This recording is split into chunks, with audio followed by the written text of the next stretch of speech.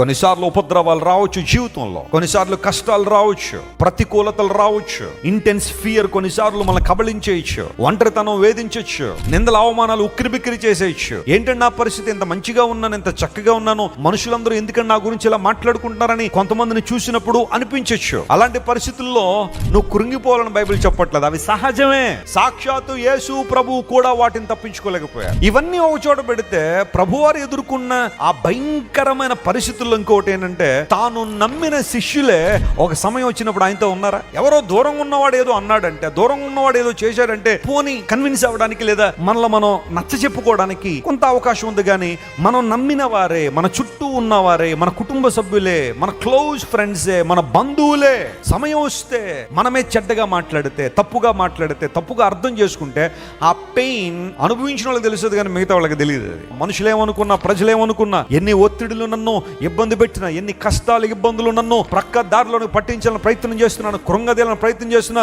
Lord I still rejoice in you. You are the source of my joy, you are the source of my happiness, you are the source of my blessing. నా ఆశీర్వాదానికి, నా ఆనందానికి, నా సంతోషానికి కారణం నువ్వే ప్రభు అని దేవుని మీద ఎవరైతే ఆశ పెట్టుకుంటారో వారి పరిస్థితులు ప్రతికూలంగా ఉన్న దేవుళ్ళు ఆనందిస్తారు.